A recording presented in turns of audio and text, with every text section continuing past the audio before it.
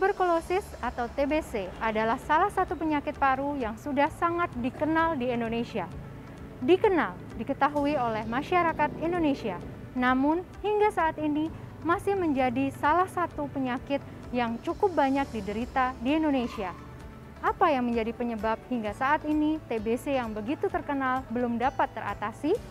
Mari kita kenali lebih jauh mengenai TBC atau tuberkulosis bersama Dr. Haji Slamet Cahyono, spesialis paru konsultan dalam Sekilas Sehat edisi Hari TBC Sedunia.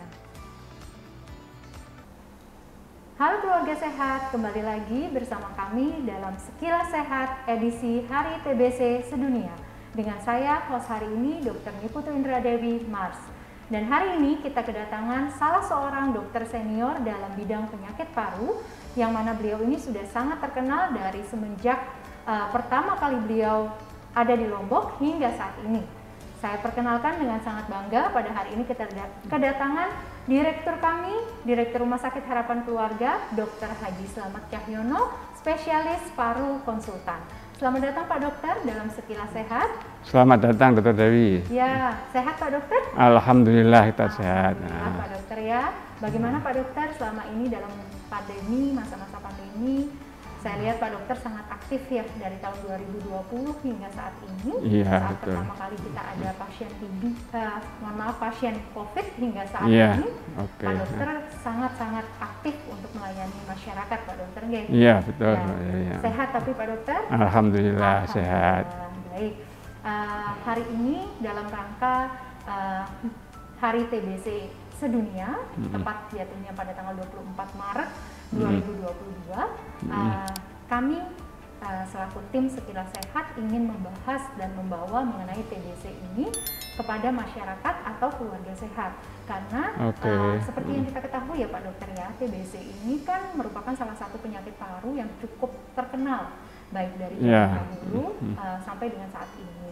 Nah, walaupun dia dikenal, banyak masyarakat yang sebenarnya hingga saat ini masih terjangkit TBC. Entah itu karena memang TBC ini adalah salah satu jenis penyakit yang endemi di Indonesia, ataupun memang karena pengetahuan masyarakat atau pengetahuan keluarga sehat mengenai TBC itu sendiri masih cukup rendah. Demikian ya Pak Dokter ya. Iya. Mungkin nanti kita bahas-bahas saja secara sekilas. Iya, TBC ini sendiri sebenarnya penyakit seperti apa sih Pak Dokter? Oh kita iya. mulai dengan itu. Oke. Terima kasih Mbak Dr. Dewi yang telah memberikan kesempatan pada saya untuk memberikan edukasi ya kepada masyarakat, pada yang sehat maupun yang sedang sakit ya. Nah ini pengertian TBC. Jadi kalau istilah kedokterannya adalah TB, tuberkulosis, tapi secara umum orang awam TBC ya bilangnya ya, TB. Nah, penyakit ini adalah penyakit yang sudah ditemukan pada 24 Maret tahun 1882. Oh, sudah lama sekali. Ya, oleh seorang dokter namanya Robert Koch, berkebangsaan Jerman. Nah, itu ya, jadi dia itu sudah berapa tahun, kan 100 tahun lebih. Betul Pak Dokter. Tapi sampai sekarang pun tidak bisa diberantas secara tuntas. Ya, gitu ya. Kemudian penyakit ini adalah suatu penyakit yang kronis yang disebabkan oleh suatu kuman atau bakteri. Jadi bukan virus, yaitu bakteri namanya Mycobacterium tuberculosis berbentuk batang. Nah, itu ditemukan secara mikroskopik zaman dulu itu.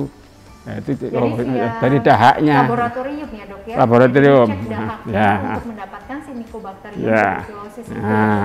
Ini penyakit kronis, tapi sebenarnya bisa disembuhkan. Jadi bukan karena sihir, bukan karena mitos-mitos keturunan, bukan, tapi penularan dari yang sakit ke yang sehat dan yang sehat jadi sakit gitu. Jadi ini kan salah satu penyakit yang menular Pak Dokter. Iya, menular. Tapi yang namanya penyakit paru biasanya menular. Iya betul. Kecuali hanya beberapa yang mungkin seperti asma, mungkin alergi dan lain sebagainya, rinitis alergi itu mungkin yang masih kita nyatakan bahwa tidak menular Pak Dokter. Tapi seperti yang kita ketahui berarti TBC ini sendiri menular Pak Dokter. Biasanya penularannya itu bisa nggak Pak Dokter untuk penularannya, apakah ada jangka waktu tertentu atau umur tertentu seperti itu, ataukah memang bisa menular ke siapa saja? Ya, jadi penyakit TBC ini cara penularannya adalah lewat ludah menurut saya. Pada saat batuk, bersin atau berbicara. Nah, jadi itu kira-kira dalam jarak sekitar 2 meter masih nyampe kepada kita. Jadi kalau lebih dari 2 meter mungkin belum sampai. Nah, itu penularannya kepada semua orang dan semua umur, mulai dari anak-anak, dewasa maupun orang tua bisa terkena semua.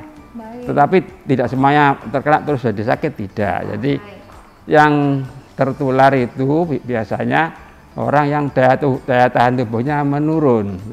Jadi ada pengaruh dengan daya tahan tubuh. Iya betul. Ya. Terus juga anak-anak kecil biasanya balita itu masih belum kuat daya tahan tubuhnya bisa tertular juga. Ya, Pak Dokter. Jadi lewat percikan ludah tadi itu. Jadi sebenarnya secara konsepnya, kalau yang saya perhatikan penjelasan Pak Dokter, dari cara penularan dan lain sebagainya itu sebenarnya kurang lebih sama ya Pak Dokter ya dengan yang sekarang ini sedang COVID. Atau iya. Dokter ya. Mirip. Pastinya karena percikan ludah, kemudian selain itu dapat menjangkiti siapa saja, dan biasanya sangat terpengaruh dengan kondisi imunitas tubuh seseorang ya Dokter ya. Semakin rendah antibodinya atau semakin rendah dari imunitas tubuhnya, maka akan semakin cepat untuk terkena. Nah, kalau gejalanya sendiri Pak Dokter yang khas sekali untuk penyakit TB ini sendiri seperti apa ya Pak Dokter? Sebelum ada gejala saya jelaskan bahwa yang tertular ini bisa orang sehat. Jadi kalau misalkan saya ini dengan kuman positif, kuman TBC positif atau bakteri positif, kemudian saya tidak pakai masker, maka berbicara di depan orang dengan orang berkerumun jarak 2 meter, itu saya dapat menurunkan kepada 15 orang di depan saya. Pada saat kita batuk, bicara, pidato, lah itu bisa menurunkan saya. 15 orangnya bisa terkena ya? Terkena ya. Sekarang sakit, saya tertular terus besok sakit enggak seperti COVID. Tapi biasanya antara jarak 2 minggu sampai 6 bulan ke depan. 2 minggu sampai 6 bulan. Ya, jadi masa inkubasi, lama. Di mana tumbuhnya si kuman ini di dalam tubuh kita itu sampai dengan 6 bulan ya Pak Dokter. Jadi tidak seperti COVID yang secepat itu. Ya, 2 minggu kena. Nah, kalau kuman TBC itu setelah masuk ke tubuh kita, dia itu diem. Pada orang yang sehat karena daya tubuhnya masih bagus, dia itu kayak diem tunggu kesempatan orang itu daya tahan tubuhnya turun. Kalau orang tubuhnya turun, barulah dia memberikan gejala. Ya, nanti saya terangkan. Kemudian dari orang sehat itu tertularnya kira-kira menurut penelitian itu 10%. 10%. Jadi orang sehat 10% pada saat daya tubuh imunnya turun. Tadi kalau orang dengan komorbid atau penyakit penyerta seperti diabetes mellitus atau kencing manis istilahnya, itu 30%. 30% kesempatannya dia untuk tertular atau terjangkit. Ya, karena orang kencing manis kalau tidak terkontrol atau kencing manisnya tidak diurus atau tidak diobati dengan baik, itu daya tubuh turun. Kemudian yang paling rentan sekali adalah orang yang komorbidnya HIV.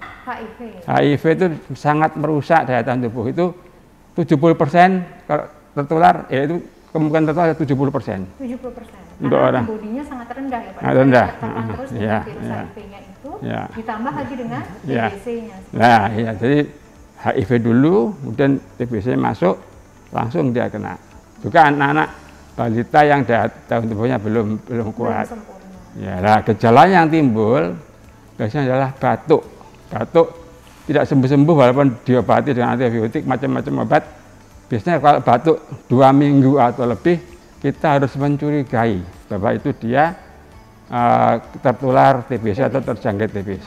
Jadi harus kita periksa dengan seksama dan lengkap, kita cari penyebab batuk. Karena sudah diobati dengan bermacam-macam obat, antibiotik, obat macam-macam, tidak sembuh. Apalagi swabnya negatif ya Pak Dokter.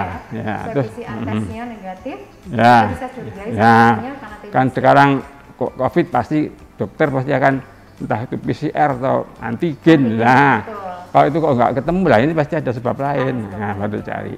Kemudian selain batuk 2 minggu lebih tidak sembuh-sembuh, juga disertai dengan demam ringan atau kalau orang sini bilang ngeri-ngeri itu ya, meriang, nggak enak, ya sumber-sumber itu lama, sekarang enak, besok nggak enak lagi terus.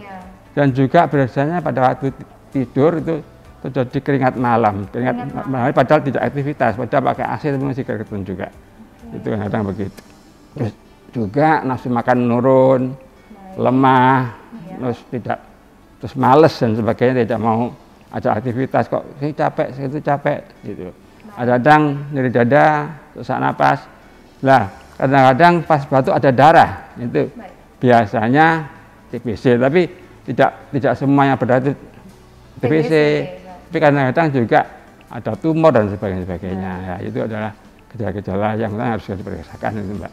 Yang ditemukan pada Jadi keluarga sehat seperti yang dijelaskan oleh Pak Dokter Slamet, bahwa untuk beberapa gejala yang ada sebenarnya itu sangat mirip dengan COVID, apalagi kondisinya saat ini itu sedang pandemi. Tapi tidak selamanya bahwa ada batuk yang cukup lama, kemudian adanya demam ya Pak Dokter. Itu selalu dicurigai ke arah COVID atau pandemi. Oleh sebab itu sebaiknya tetap kunjungi atau tetap datang dan konsultasikan diri keluarga sehat sekalian pada dokter spesialis paru, sehingga nantinya akan ada tindakan-tindakan tertentu Pak Dokter, yang mungkin ada pemeriksaan tertentu. Yang paling terkenal untuk pemeriksaan TBC itu pemeriksaan apa ya Pak Dokter? Ya, ini saya koreksi tadi, jadi kalau ada begitu dicurigai TBC bukan COVID berarti ya tadi. Ya, dicurigai TBC, betul. Ya, betul ya. Jadi karena yang kuman ini adalah suka pada oksigen. Suka oksigen. Ya, oksigen paling disukai, dan yang paling banyak oksigen adalah di paru-paru. Di paru-paru. Sehingga dia masuknya ke paru. Masuk ya, pertama kali. Tapi juga bisa ke organ lain. Nanti dari paru nyebar kemana-mana. Bisa ke mata, ke kandungan, ke buah dada, macam-macam. Ke kelenjar, ya, itu ya, ke otak.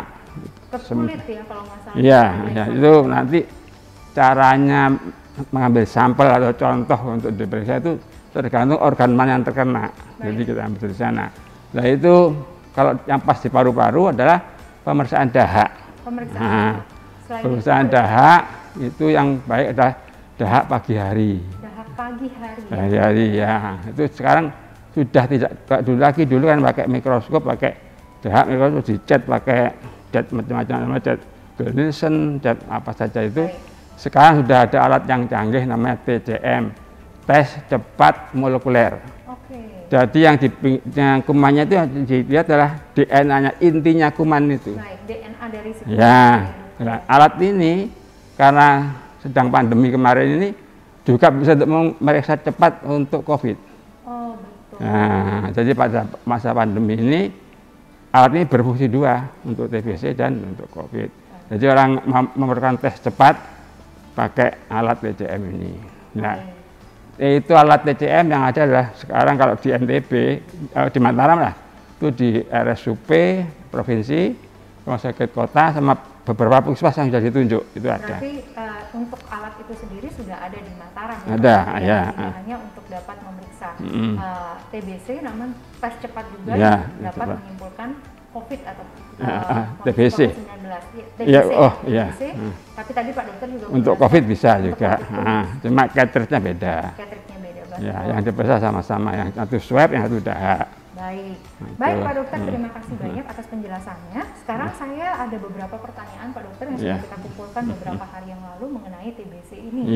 Rupanya keluarga sehat banyak sekali yang juga tertarik dengan TBC ya Pak Dokter. Yang pertama mungkin karena TBC ini merupakan salah satu penyakit yang cukup terkenal, tapi sampai saat ini pengendaliannya pun agak sedikit sulit ya Pak Dokter. Pertanyaannya saya pilih 3 saja Pak Dokter. Pertanyaan yang pertama, kalau saya pernah putus obat, ini dari Tuan M, apakah saya harus melanjutkan kembali pengobatan saya atau saya harus mengulang dok untuk pengobatan TBC ini? Ya, ini kalau penderita putus obat, itu kita tanyakan dulu kapan terakhir putusnya itu. Kemudian kita cek juga dahaknya. Karena biasanya kalau sudah putus obat itu dikhawatirkan akan timbul kuman yang resisten atau kuman yang tahan atau kebal pada obat ini. Itu dengan tes TCM tadi. Tes TCM tadi gunanya dalam melihat kumannya, untuk melihat dia yang dicari adalah resisten atau kebal terhadap rifampicin. Itu kan ada paket obatnya itu adalah rifampicin, INH atau isoniazid, pirasinamid dan ethambutol. Biasanya berapa lama ya dok proses pengobatan pasien TB? Oh, proses pengobatan pasien TB, kalau TB pertama kali, TB yang baru tidak pernah minum obat, itu 6 sampai 8 bulan. 6 sampai lama juga ya, tidak boleh putus ya. Makanya bisa putus juga ya. Karena bosan. Biasanya setelah minum 2 minggu obat ini setiap hari merasa enak dia. Oh, baik. Gejala turun semua, batuknya hilang, terus badan segar kembali ya, terus makannya bertambah, nafsu makan tambah lagi, terus diabaikan. Baik. Nah, itu yang sering terjadi kelainan. Itu tidak berobat. Makanya itu harus ada namanya petugas pengawas obat, ini harus ada dari pengawas obat ya. Ya, biasanya kalau pengawas obat itu dari keluarga. Pemantauan ya, dari terutama dari keluarga yang serumah. Oke. Kalau tidak ada ya dilakukan oleh petugas puskesmas yang terdekat untuk memantau obat yang diberikan. Gitu. Jadi apakah dia harus ganti obat atau tidaknya itu ditentukan dari kapan dia putus obatnya, hasil pemeriksaan resistensinya itu ya Pak. Ya. Jika ternyata ditemukan resisten, maka harus ganti obat. Diganti obatnya, disesuaikan dengan yang kita saat itu. Baik, berarti untuk Tuan M, keluarga sehat, silakan untuk mengunjungi Bapak Dokter Slamet. Nanti bisa untuk langsung mengkonsultasikan apakah nantinya akan diputuskan untuk mengganti obatnya, ataukah akan tetap melakukan pengulangan. Diulang nggak dok? Diulang kan ya dok ya? Tergantung waktunya ya dokter ya? Ya, putusnya. Baik, nanti bisa langsung untuk mengunjungi Pak Dokter Slamet di Poliklinik Rumah Sakit Harapan Keluarga. Selanjutnya ini dari Ibu TS. Saya adalah penderita TBC dokter, dan saat ini saya sedang memiliki anak kecil. Apakah bisa menular dan apa saja gejala gejala TBC pada anak? Nah, ini kalau seorang ibu masih mempunyai anak balita, yang anak ini walaupun sudah di BCG tapi kan belum 100%. Nah, jadi orang-orang yang sudah di BCG itu nanti ada boosternya setelah usia masuk sekolah. Karena saat bayi lahir kan yang sudah di BCG itu tidak 100% melindungi, kira-kira antara 90 sampai 95% melindungi, jadi masih bisa tertular. Makanya kalau ibu-ibu ada yang positif TBC dan masih menyusui atau memberikan ASI, selama menyusui harus pakai masker. Dan kalau bisa susunya dipompa, di TTI tidak digendong oleh ibunya itu. Jadi itu tetap tertular. Tidak boleh langsung ya Pak Dokter, karena kan kalau langsung terlalu dekat, nantinya dapat menimbulkan penularan. Mungkin bisa diakalin, seperti misalnya keluarga sehat mau dipompa terlebih dahulu, nanti diberikan dengan menggunakan dot, ataukah nanti mungkin bisa dengan menggunakan masker. Jadi tetap harus maskeran. Maskeran untuk masker itu tidak hanya mencegah penyakit COVID itu sendiri, keluarga sehat, tapi juga mencegah penularan penyakit paru lainnya, salah satunya yang TBC ya Pak Dokter. Iya betul. Betul, baik. Pertanyaan terakhir Pak Dokter, ini masih tentang obat. Kali ini anonim Pak Dokter, mohon maaf. Setiap kali saya minum obat TBC, saya selalu mual dan muntah. Apakah ada kaitannya dengan obat TBC-nya dan apakah saya harus mengganti obat? Nah, ini jadi masih kan TBC kan ada komponen 4 obat ini yang masih sensitif obat, namanya TBSO, TB sensitif obat. Kalau yang tadi yang sudah pernah terus putus, nanti bisa RO, bisa SO. RO adalah resisten obat, TB RO, nanti di belakang itu ada, nanti kita cari. Nah, itu 4 macam obat ini semua ada efek samping. Ya, jadi kalau rifampicin bikin mual. Bikin mual, terus kemudian gangguan fungsi liver. Itu. Pirasinamid juga begitu, bikin mual, gangguan fungsi liver. Kemudian ya kalau ethambutol, gangguan mata, terutama di warna.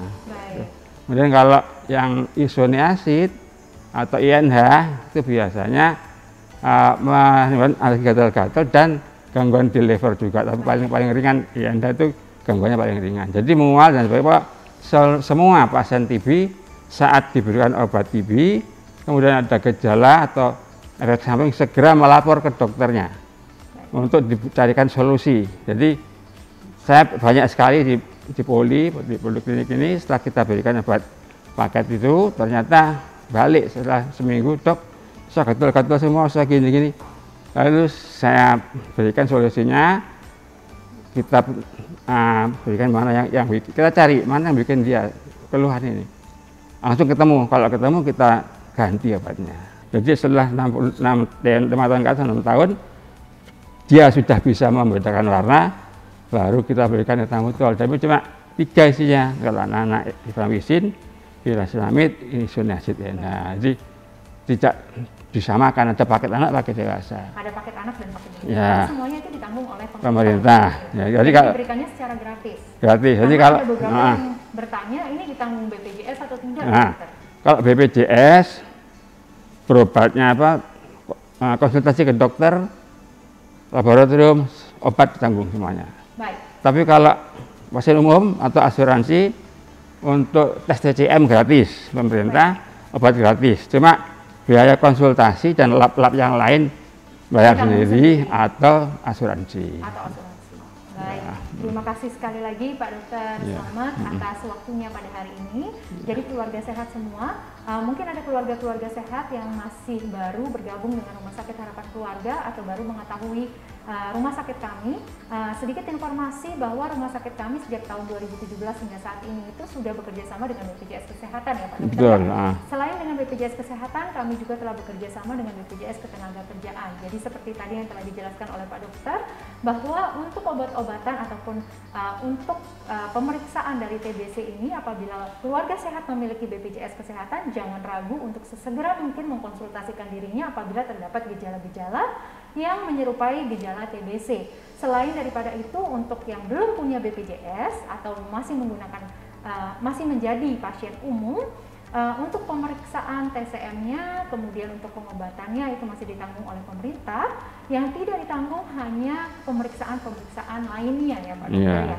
Dan mungkin konsultasi juga Pak Dokter, tapi tidak apa-apa. Silakan datang ke Rumah Sakit Harapan Keluarga setiap hari Senin, Rabu dan Jumat untuk bertemu atau berkonsultasi secara langsung dengan dokter. Sudah, betul. Berarti sekarang kan kita memperingati dari TBC Sedunia. Betul Pak Dokter. Nah ini di Indonesia ada slogan namanya TOSS. POSSS. Temukan, obati, sampai sembuh. Nah ini sampai sembuh tidak bayar, sampai sembuh. Sampai dengan sembuh tidak bayar. Sampai sembuh. Jadi ada gerakan yang namanya gerakan atau campaign dari BIDI itu adalah TOSS seperti yang dikatakan oleh Pak Dokter tadi. Temukan, obati, sampai sembuh. Untuk penyakit TBC. Baik, terima kasih sekali lagi Pak Dokter. Ya, sama-sama. Saya informasikan. Untuk pendaftaran kami silakan hubungi 0370 617 7000. Sekali lagi 0370 617 7000. Dan untuk konsultasi secara langsung dengan Dr. Haji Slamet, silakan langsung kunjungi Poliklinik Rumah Sakit Harapan Keluarga setiap hari Senin, Rabu dan Jumat, dan dapat langsung mengkonsultasikan mengenai kondisi Anda dan penyakit-penyakit paru Anda kepada Dr. Slamet selaku direktur kami juga. Baik, sekian untuk hari ini. Terima kasih banyak keluarga sehat sudah mengikuti Sekilas Sehat hingga saat ini. Saya ucapkan terima kasih. Your health, our care.